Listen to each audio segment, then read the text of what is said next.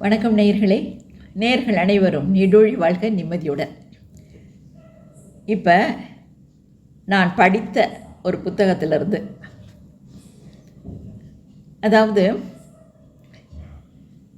ஒரு விஷயம், ஒரு 2 எழுத்து, ஆங்கிலத்தில் 2 எழுத்து, அது சில சமயம் நம்ம வாழ்க்கையே புரட்டி போட்டுரும். அதாவது என்ன வார்த்தை தெரியுமா? நோ. அதாவது நம்ம யோசிப்போம், அன்னைக்கு நான் நோன்னு சொல்லியிருந்தேன்னா என் லைஃபே வேறு. அவங்க அப்படி சொன்னப்போ நான் நோன்னு சொல்லியிருந்தேன்னா இன்றைக்கி நான் நிம்மதியாக இருந்திருப்பேன். இப்படி எத்தனையோ பேர் எத்தனையோ விஷயங்களுக்காக நம்ம நினச்சிருக்கோம்.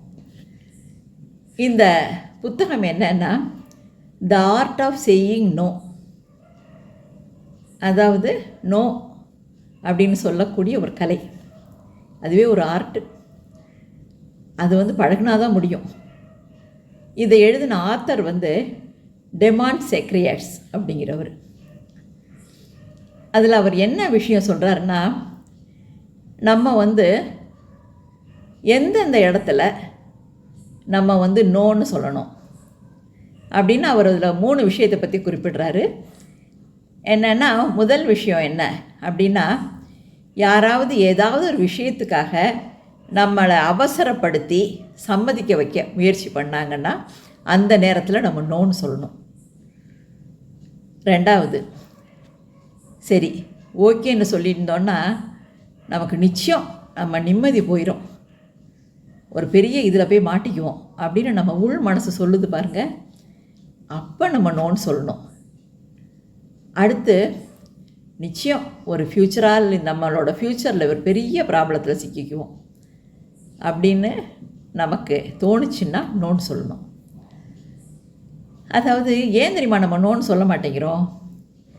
அவங்க நம்மளை தப்பாக நினச்சிருவாங்களோ, எப்படி மூஞ்சில் அடித்தாப்புல நோன்னு சொல்கிறது, அவங்க மனசு வருத்தப்படுவாங்களோ, அப்புறம் நம்ம உறவை நட்பை அப்படியே கட் பண்ணிடுவாங்களோ, இப்படியெல்லாம் நமக்குள்ள ஒரு பயம்.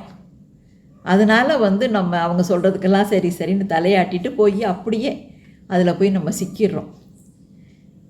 இதுக்கு என்ன செய்யலாம் அப்படின்னா, சரி இப்போ சில விஷயம் இந்த மாதிரி கொஞ்சம் புத்திசாலித்தனமாக யோசித்து நோன்னு சொல்லிடணும்னு நினைக்கிறீங்க.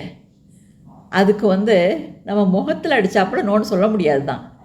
அதுக்கு என்ன பண்ணலான்னா, ரொம்ப பாலிஷாக உங்களுக்கு உதவி செய்யணுன்னு தான் ஆசை, நானாக இப்படி ஒரு இக்கட்டில் இப்போ மாட்டியிருக்கேன், அதனால் என்னால் செய்ய முடியல, சாரி தப்பாக நினச்சிக்காதீங்க, இதுக்கு ஒரு என்னோடய ஃப்ரெண்டு ஒருத்தவங்க இருக்காங்க, அவங்கள்ட்ட நான் இதை பற்றி டிஸ்கஸ் பண்ணுறேன், அப்படி ஏதாவது சொல்லி நம்ம கொஞ்சம் கொஞ்சம் அப்படி அவங்களுக்கு நோங்கிறத புரிய வைக்கலாம், பட்டுன்னு நோன்னு சொல்லாமல்.